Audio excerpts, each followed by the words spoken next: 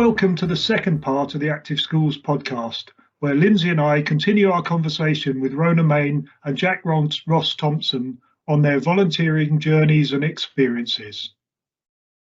If we think about your whole sort of ongoing volunteer journey, what's the kind of support that you've received sort of from Active Schools sort of over your volunteer journey? And we'll go to you first again, Jack. So for me, from Active Schools, it was a lot of, like, when I was in school, it was a lot of courses and like opportunities through school that I got to use. Having left school, I didn't really have much involvement with Active Schools, but then coming into the university side of things, they were quick and easy, and they just were like, yeah, we'll take you on. So I'm getting to, again, go back to coaching children, because I've come back from a professional background of now personal training and adult like focused things now with my fitness, health and exercise background. But again, it's something I still enjoy doing, and having working with Active Schools right now, it's still fun, and they're giving me so many different opportunities. And like, now that everything's almost back to normal and flowing again, that I can see there's quite a lot more stuff that I'll be getting to do in the next like 5 to 6 weeks, hopefully. Great. And Rona, you'd already mentioned it a little bit about the support you received, so you could focus just on your coaching. Is there anything else you want to add on that? Yeah, I think just it's mandatory to have a safeguarding children course that Active Schools will put you on. And I got to go on other courses as well. So disability in sport, integrating and adapting sport around disability, that was a whole day, and first aid as well. So for my professional membership of the British Wheel of Yoga, as a yoga teacher, I need to have my first aid at work updated every 3 years. And I think I've been through 2 lots of first aid courses with Active Schools. And anybody who knows about, having to sort of arrange these things every 2 or 3 years, it's just such a blessing knowing that Active Schools do it all for you. So yeah, the support there. But I wanted very briefly just to pick up on something that Jack said, which is, you ask your peers what they think, and how they think you should deal with a situation. And you're in contact with not just the Active Schools team, but you're also in contact usually with the PE staff at the school that you're at. And yeah, you get to know them, you get to just run things past them, and it's hugely valuable for your professional development. I mean, I got one little example where I had a group, I think they were P4 to 7s, and they were let's just say they were a really excitable group, and quite pleased to be away from the school classroom. They all got on really well, but sometimes, trying to get them to pay attention was a bit of a challenge.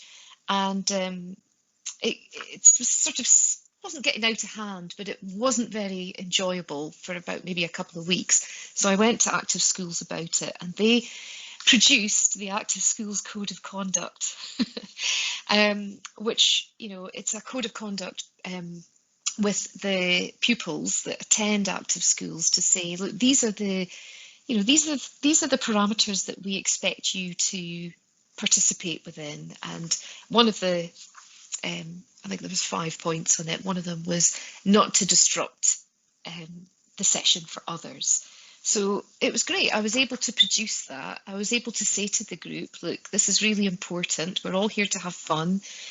And but this code of conduct, we'll have to send it home to your parents if there's any more nonsense. And that was it. It was all dealt with after that. So that was really helpful as well.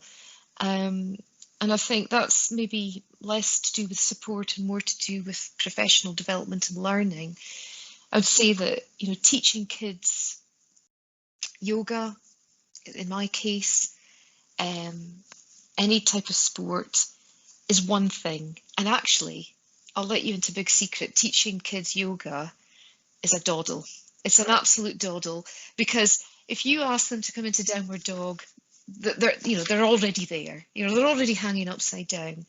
But the tricky bit is class management. And that is something that Active Schools has supported my kind of on-the-job learning, if you like, of class management all the way. And that's been invaluable. It's been brilliant.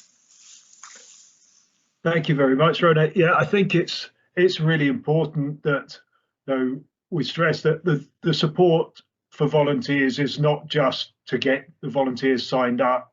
It's an ongoing process as long as the volunteer is there. And as you say, the ongoing support can be professional development, it can be classroom management, it can be accessing courses.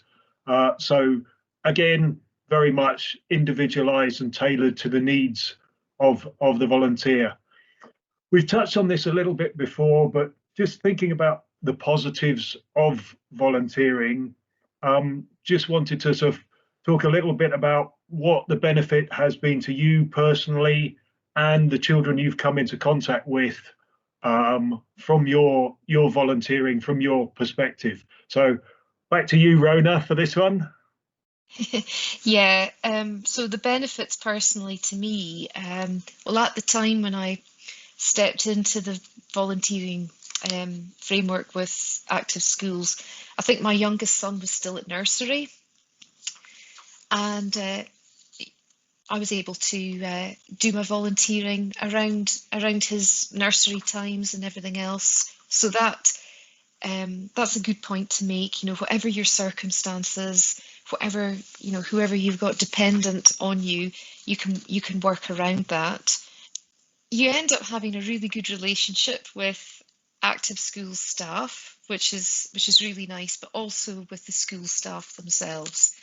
And I think that's really important if it's schools that you have a vested interest in. So it's schools that I've ended up with a great relationship with the teaching staff in the schools that my son, well, the school that my sons attend, and the academy that they will be attending.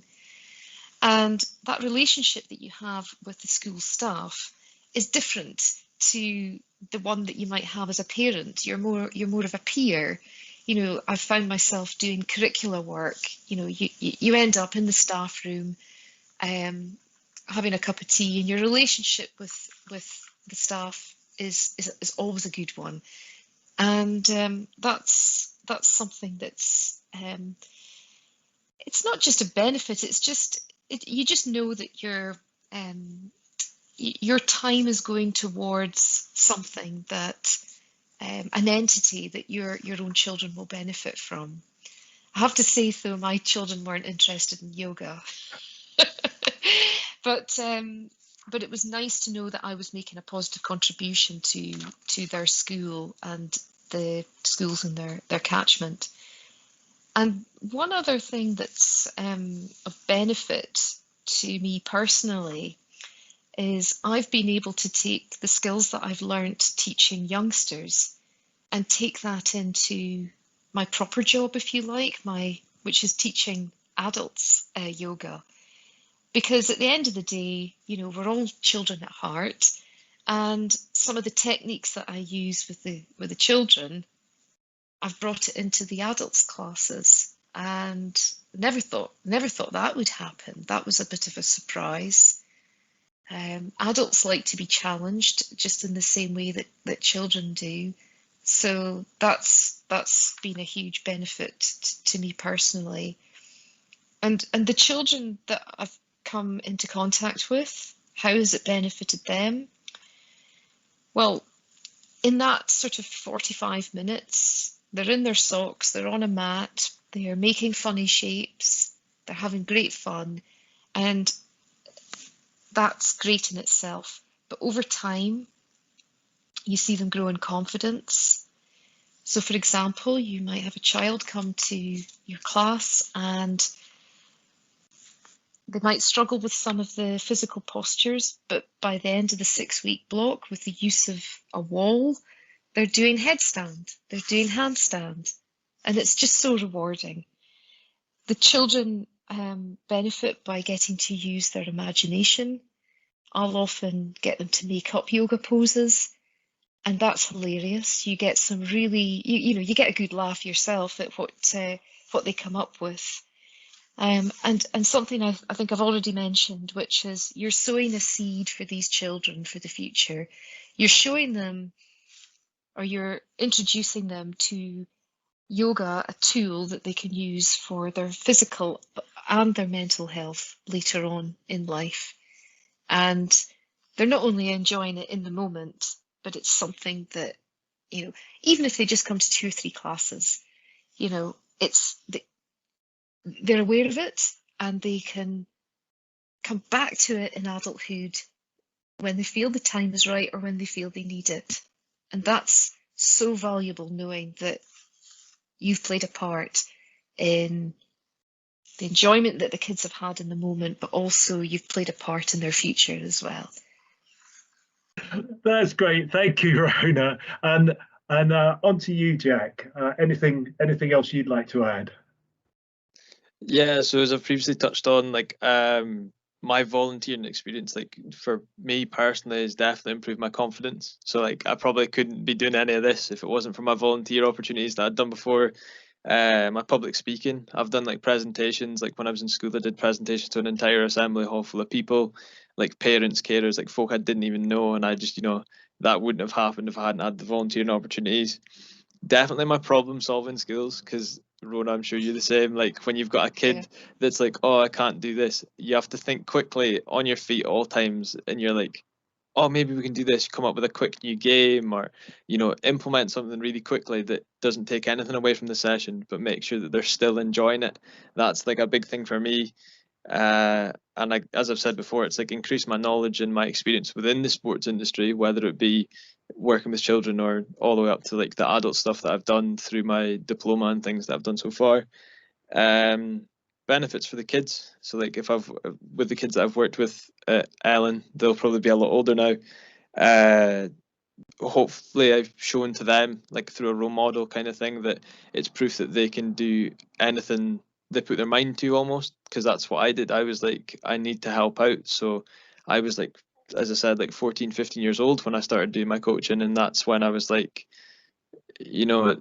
again, lack of confidence, but then you build that up over time. You listen, you take everything in on board, and hopefully I've used my experience and my knowledge and passed it on to them, and hopefully they've somehow benefited from me, hopefully through my training sessions and not just me training with them. But no, I think overall it's a lot to do with, like, again, my understanding and knowledge of the industry and where I want to progress from here.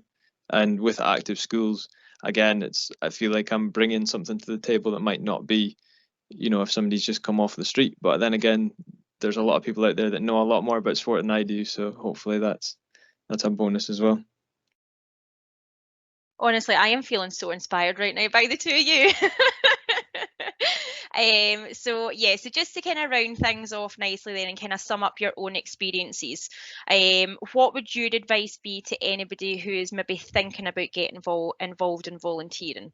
So if we maybe go to you first, Jack, what would your advice be? My advice would be just go for it. It's an experience that you might never get a shot at again. So, like, obviously, I don't know from like Rona's perspective, but again, I was really young when I started mine, so it was like to me it was a once in a lifetime kind of thing, because I hadn't had it up until that point. And then I was like, at least if you've tried and you don't enjoy it, it's not for you. But realistically, for me, everything I've turned my hand to, I've enjoyed. Like, there's obviously things I've enjoyed more, but I've never not liked something and gone, I'm never going back to that. So it's one of those ones where once you start volunteering, you almost can't stop. It's a weird one. But yeah, definitely just grab everything with both hands and just go for it. That's my only advice for anybody that's thinking about it. Excellent, thanks, Jack. And Rona, what would your advice be? I agree with Jack, and I think Jack, you've made a really interesting point about, there's maybe a window of opportunity, and in your case, it was whilst you were quite young, maybe just towards the end of your school education, moving into further education. For me, I was a mum of 2 young children, looking to sort of move from one career to another. And that was my little window. So you're absolutely right. If you're thinking of volunteering and the conditions seem, there's never going to be a perfect time, okay? Especially if you've got young children. You're going to say to yourself, no, I've got a million things to do. It'll break up your week. If you've got a million things to do, it'll break up your week nicely. It'll help you walk away from those million things that you've got to do every week. And it will really enhance your week. It doesn't need to be too onerous. I've never regretted volunteering for Active Schools.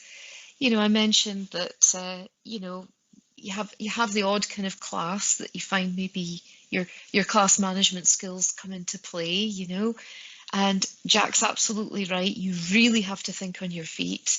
It's a brilliant skill to learn, being able to think on your feet. I mean, look at the year we've just had. Who would have ever predicted the year that we've just gone through?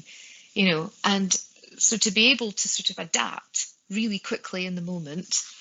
I mean, we're all good at that after the last year that we've had. But this idea about you might not get the chance again. The conditions might not be perfect.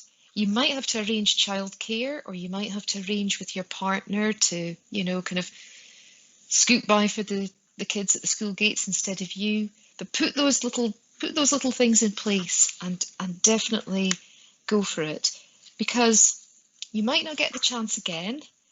And remember, this can all be done on your terms. Active Schools are there to support you all the way. So you can say your days, your times, the frequency. I think we had one Active Schools coach, I forget his name, but he was a golfer, and he didn't do the spring summer term because he wanted to be out on the golf course, and that was fine. He did terms 1 to 3 and he didn't do term 4. So don't think, and that's another thing, don't think that it's a whole year, because the school terms are actually quite short. They're quite condensed. And again, you can do things on your term.